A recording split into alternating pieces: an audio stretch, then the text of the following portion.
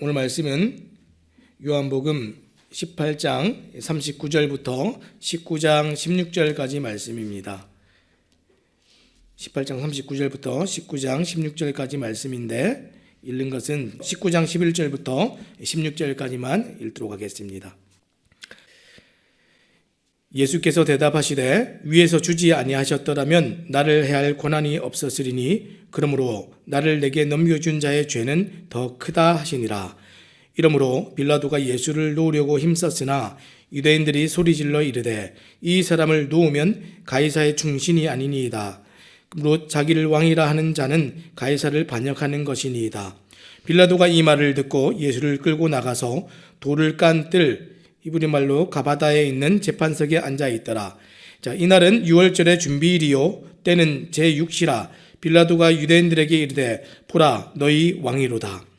그들이 소리 지르되 없이 하소서 그를 십자가에 못 박게 하소서. 빌라도가 이르되 내가 너희 왕을 십자가에 못 박으랴. 대제사장들이 대답하되 가이사 외에는 우리에게 왕이 없나이다 하니 이에 예수를 십자가에 못 박도록 그들에게 넘겨주니라. 아멘. 오늘 우리가 질그릇 속에 담긴 진리와 영광이라는 제목을 가지고 함께 말씀을 나누기 원합니다. 예수님께서 새벽에 이 빌라도의 관정에서 신문을 받는 장면 어저께부터 우리가 보고 있는데 그 장면이 오늘 본문까지 이어져서 오고 있습니다. 특별히 오늘부터 시작되는 요한복음 이 19장 전체 말씀은 시편 22편과 이사야서 53장 말씀이 이루어지는 그 순환받고 죽으시게 되는 메시아에 대한 이 예언이 또 성취되는 특별한 장이라고 할 수 있습니다.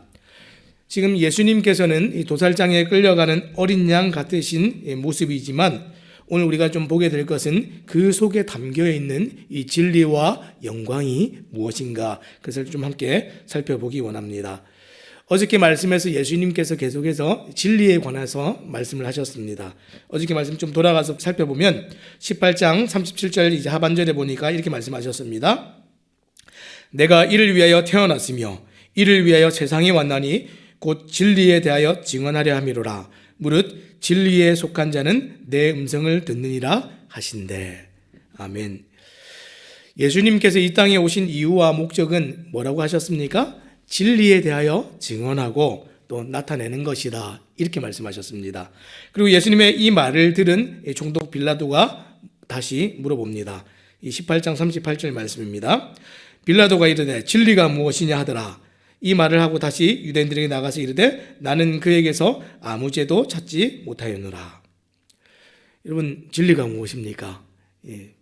지금 총독 빌라도가 이렇게 물었는데 이 진리는 흠없고 점 없는 어린 양같이 무지하신 주님께서 지금 죄인들을 대신하여 죽으신다는 그 사실이 이 진리입니다. 요한은 이 빌라도의 입을 통하여서 지금 이것을 계속해서 드러내고 오늘 이 성경에 많은 사람들의 입을 통해서 드러내고 있습니다. 그들은 그렇게 믿고 선택하고 알지 못했지만 계속해서 성경은 이 무리들과 빌라도와 사람들의 입을 통하여서 예수님이 어떤 분이신지를 계속해서 드러내고 있습니다. 자, 이것은 지금 나는 그에게서 아무 죄도 찾지 못하였노라. 빌라도가 이렇게 얘기를 했는데 이것은 반대로 예수님을 죽음에 넘겨서 처형하기 원하는 이 유대인들과 로마인들에게 지금 심각한 불의와 잘못이 있다는 사실을 지금 반대로 보여주고 있습니다. 이것을 알았던 이 빌라도는 지금 어떻게 합니까? 지금 다시 관정 밖으로 나갔습니다. 그리고 유대인 종교 지도자들에게 이제 오늘 시작하는 이제 본문에서 묻고 있습니다. 우리 앞에 있는 본문들을 읽지는 않았는데 저희가 이제 같이 말씀을 보면서 함께 읽어보겠습니다. 자, 18장 39절부터 함께 보겠습니다. 6월절이면 내가 너희에게 한 사람을 놓아주는 전례가 있으니 그러면 너희는 내가 유대인의 왕을 너희에게 놓아주기를 원하느냐 하니. 지금 빌라도가 관정 밖에 나가서 사람들에게 지금 얘기를 하는데 예수님에 관해서 뭐라고 얘기했습니까? 내가 유대인의 왕을 너희에게 놓아주기를 원하느냐. 예수님의 몰골과 이 형편은 죄수의 신분이고 굉장히 지금 비참한 모습으로 있지만 지금 뭐라고 표현하고 있습니까? 첫 번째 예수님에게 드러나는 것은 유대인의 왕의 모습이었습니다. 빌라도가 예수님을 놓아주기 위해서 유월절 절기의 전례를 지금 제안하고 있는데 사실 빌라도는 이 재판장으로서 이 자신의 직무를 지금 유기하고 있는 겁니다. 왜냐하면 그는 자신이 18장 38절에서 말했던 것처럼 이 예수님의 무죄를 확인을 했습니다. 죄가 없다 하는 것을 알았기 때문에 사실 빌라도의 자신의 고난으로 이 유대인들의 동의가 필요 없이 그냥 예수님을 이렇게 놓아줄 수도 있고 석방할 수 있는 그런 위치에 있었습니다. 근데 빌라도가 그렇게 하지 못하고 어떻게 합니까? 관정 밖으로 나가서 유대인들의 동의를 구하고 있습니다. 아마도 그는 자기가 관할하고 있는 이 지역에 있는 이 지도자들이 고소했다는 그 이유 때문에 그들과 이런 충돌이나 마찰을 일으키고 싶지가 않았을 겁니다. 왜냐하면 이 지역을 다스리기 위해서는 이 지역에 있는 지도자들과 그들의 이 지지와 더불어서 그들에게 인기와 그 자신의 어떤 위치를 보존하는 안위를 생각하지 않을 수 없었기 때문에 아마 그들에게 동의를 구했던 것 같습니다. 자, 그리고 그렇게 하면 당연히 심각한 죄가 없는 예수라는 죄수도 건의를 하면 풀어줄 수도 있고 자신은 또 좋은 관계 속에서 인덕 있는 사람이 되고 원만하게 이 사건이 잘 해결될 줄로 여겼던 것 같습니다. 더군다나 예수님을 놓기 원할 때 빌라도가 뭐라고 얘기했습니까? 너희는 내가 유대인의 왕을 너희에게 놓아주기를 원하느냐.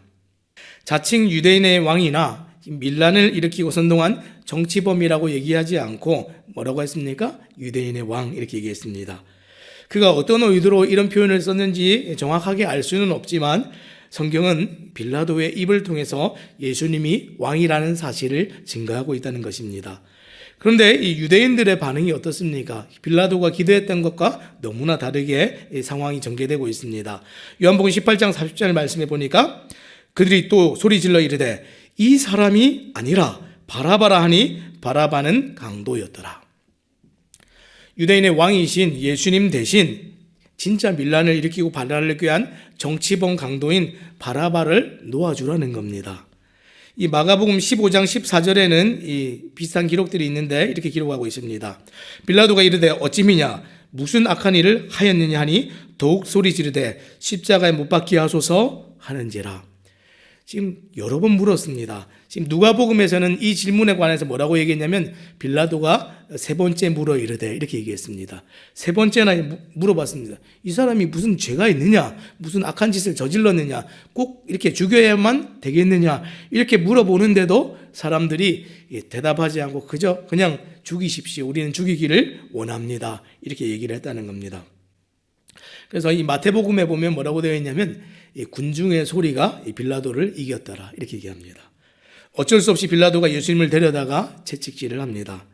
지금 예수님께서 지금 두 번의 채찍질을 당하시는데 첫 번째는 이제 사람들의 마음을 풀어주기 위해서 이 채찍질을 해서 사람들께 데리고 와서 자, 이 사람 내가 죄가 없는 걸 확인했으니까 좀 풀어줘도 되지 않겠느냐? 내가 이 정도 때렸으니까 마음이 좀 풀리지 않았겠느냐? 이렇게 얘기하는 장면이 하나 있고 십자가에 못 박으소서 그러니까 어쩔 수 없이 십자가에 못 박기 위해서 데리고 가서 채찍질하는 이 두 번의 장면이 있습니다. 이 채찍질이 지금 이 로마 채찍질이 두 가지가 있는데요. 푸스티가티오라는 비교적 좀 가벼운 채찍질이 있습니다. 아마 예수님께서 첫 번째 맞으셨던 채찍질은 가죽 채찍이나 이런 것으로 비교적 가볍게 이제 채찍질을 당한 것이고 두 번째 다시 들어가서 채찍질 당하실 때는 이 십자가형이 확정된 죄수에게 상당히 혹독하게 우리가 알고 있는 것처럼 그 채찍 끝에 날카로운 쇠 조각이나 뼈 조각이 있어서 살을 다 파헤치는 그런 채찍을 맞으시는 장면 우리가 잘 알고 있지 않습니까? 예수님 이 채찍을 맞으시는데 19장 1절 말씀에 보면 지금 이에 빌라도가 예수를 데려다가 채찍질 하더라. 자꾸만 십자가에 못 박으라 그러니까 그래 그럼 내가 너희들 원대로 해줄게 그러면서 데리고 가서 이제 두 번째 채찍질을 할 때는 이 가혹한 혹독한 이 채찍을 맞으시는 겁니다. 자, 이런 형벌을 할 때에는 어떻게 합니까? 죄수를 다 벗겨서 기둥 같은 데다 메어 놓고서 채찍으로 이제 마구 때립니다. 자, 이렇게 매 맞는 자들이 그 자리에서 이 얼마나 이제 혹독했는지 그 채찍을 맞다가 죽는 일도 빈번했습니다. 그래서 실제로 예수님께서도 그 십자가에 달리셨을 때 생각보다 굉장히 빨리 돌아가시게 되는 장면들을 우리가 또 보게 되는데 굉장히 이미 몸이 많이 이제 상해 계신 상태였습니다. 자, 그래서 이 장면들을 볼 때에 이사야서 53장 5절에 말하기를 뭐라고 얘기합니까? 저가 채찍에 맞음으로 우리가 나음을 입었도다. 예수님께서 이렇게 매를 맞으신 것은 아무런 법적 정죄 없이 지금 당하시는 굉장히 불법한 상황들입니다. 예수님이 이렇게 취급을 받으심으로 예수님을 믿는 우리에게 성경이 뭐라고 얘기합니까? 우리에게 의를 입혀주셨다, 이렇게 얘기합니다. 그리고 예수님은 채찍질하는 로마 군인들도 예수님을 조롱하는 형태였지만 아까 빌라도가 얘기했던 것처럼 뭐라고 얘기합니까? 그들의 입은 예수님을 유대인의 왕이라고 말하고 있습니다. 2절과 3절 제가 읽어보겠습니다. 19장 2절 3절입니다. 군인들이 가시나무로 관을 엮어 그의 머리에 씌우고 자색 옷을 입히고 앞에 가서 이르되 유대인의 왕이여 평안할지어다 하며 손으로 때리더라. 지금 계속해서 사람들의 입으로 자기들은 자신들이 무슨 얘기를 하는지 모르지만 뭐라고 얘기했습니까? 유대인의 왕이여 그랬습니다. 근데 이 마태복음에 보면 이 모든 일들이 뭐라고 얘기하냐면 구약에 예언되어 있던 메시아에 관한 이 일들이 성취되는 장면이다 그랬습니다. 여러분, 메시아가 누굽니까? 유대인의 왕으로 오시는 분이다. 성경은 그렇게 얘기하고 있는데 이 일을 성취했다면 실제로 그분은 유대인의 왕이십니다. 예수님은 진정한 왕이신데 근데 그가 군병들로 말미암아 왕권에 대한 지금 조롱을 당하고 계십니다.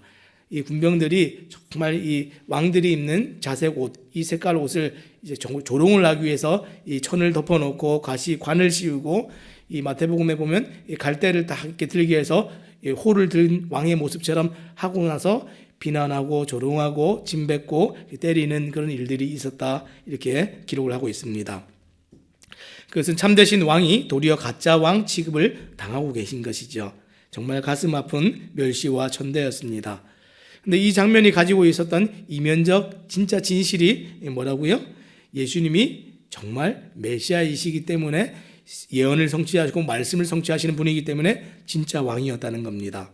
그래서 우리가 살펴볼 것은 이 성경이 정말 질그릇같이 비루한 이런 육신을 입고 이 땅에 오신 하나님이 그 속에 드러내시는 이 모습들은 보는 사람들에게는 왕이었고 권위와 위엄을 가지고 나타나는 모습이 있었다는 겁니다. 유대인들도 보았고 빌라도도 보았고 로마 군병들도 보았습니다. 하지만 그것을 인정하고 싶지가 않았고 그것을 선택하고 싶지가 않았을 뿐이지 예수님의 모습 속에 그것이 비쳤던 것이죠. 자, 두 번째는 어떤 것입니까? 두 번째 모습은 하나님의 아들이었습니다. 자, 빌라도가 다시 관정 밖으로 나가서 종교 지도자들에게 얘기합니다. 이 예수가 죄가 없다고 재차 선언을 합니다. 5절 말씀에 보면 이렇게 되어 있습니다.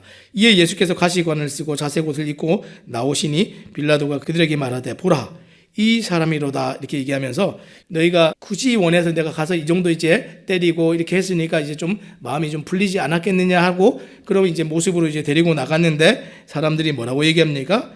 6절 말씀입니다.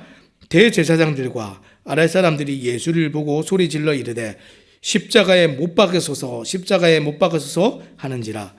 빌라도가 이르되 너희가 친히 데려다가 십자가에 못 박으라. 나는 그에게서 죄를 찾지 못하였노라. 유대인들이 또 7절에 또 뭐라고 얘기합니까? 유대인들이 대답하되 우리에게 법이 있으니 그 법대로 하면 그가 당연히 죽을 것은 그가 자기를 하나님의 아들이라 함이니이다. 빌라도가 계속해서 죄가 없는 것 같은데 나는 이 사람을 죽일 이유까지는 못 찾겠어 라고 얘기하니까 유대인들이 그때서야 자기들의 속내를 얘기합니다. 그 앞전에서는 뭐라고 얘기했죠? 죽여야 되니까 우리는 죽일 권한이 없으니까 죽일 권한이 로마의 이 총독에게만 있으니까 그 명분은 그거였습니다. 정치범입니다. 왕이 된다고 그랬습니다. 이거였는데 자기들의 속내가 이제 드러났습니다. 우리에게 법이 있는데 우리의 법에 따르면 그는 죽어야 될 사람입니다. 이유가 무엇입니까? 자기를 하나님의 아들이라고 얘기했다는 겁니다. 예수님께서 자기를 하나님의 아들이라고 말했기 때문에 자기들의 법에 의하면 반드시 죽일 사람이라는 것입니다. 그래서 자기들이 그럴 권한이 없어서 지금 빌라도에게 지금 항변을 하고 있는 것이죠. 유대인으로서 이 로마인에게 지금 고문을 받고 동족이 지금 이렇게 하면 사실은 이 사람들은 분노를 해야 됩니다. 지금 예수님이 아니라 그 외 다른 어떤 사람들이 만약에 이런 죄 없이 무고하게 이런 일을 당하고 있다면 사람들이 일어났을 겁니다. 밀란이 일어나고 이것은 잘못했습니다 이렇게 얘기해야 되는데 오히려 지금 사람들이 어떻게 하고 있습니까? 분노하지 않고 예수님을 죽이지 않는 것 때문에 분노하고 있습니다. 유대인들이 그들의 입으로 예수님을 하나님의 아들이라고 지금 말하면서 그가 하나님의 아들이라고 말했습니다 이렇게 얘기할 때는 의심을 하거나 그가 진짜 하나님의 아들이지는 않을까 두려워해야 되는 것이 정상인데 그것 때문에 반드시 죽어야 됩니다 이렇게 얘기했습니다. 반면에 지금 빌라도의 반응이 어떻습니까? 8절 말씀 보겠습니다. 8절입니다.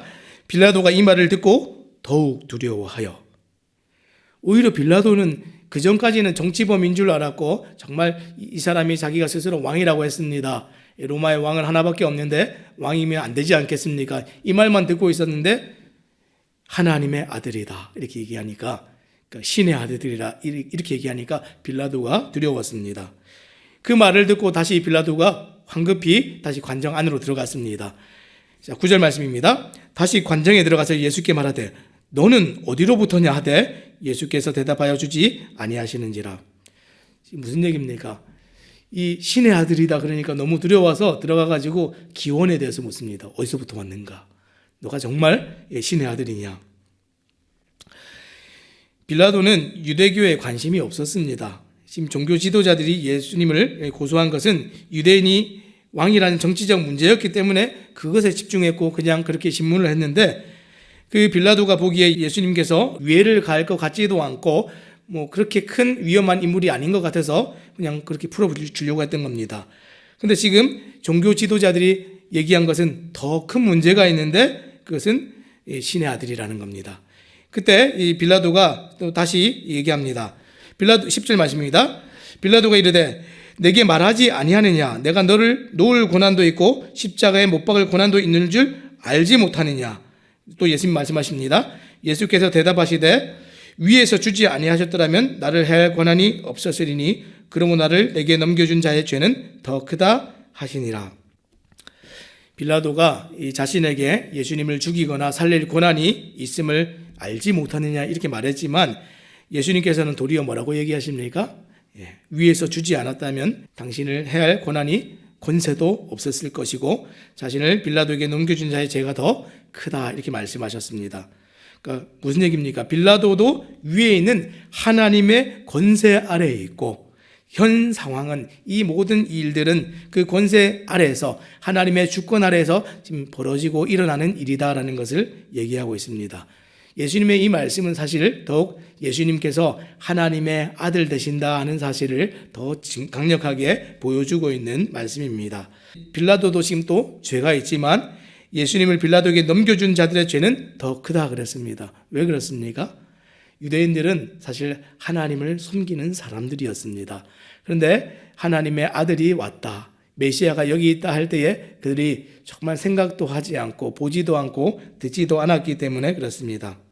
빌라도는 이 의미를 다 이해하지 못했지만 예수님의 이 문제를 처리하는 것을 굉장히 좀 꺼림칙하게 여겼습니다.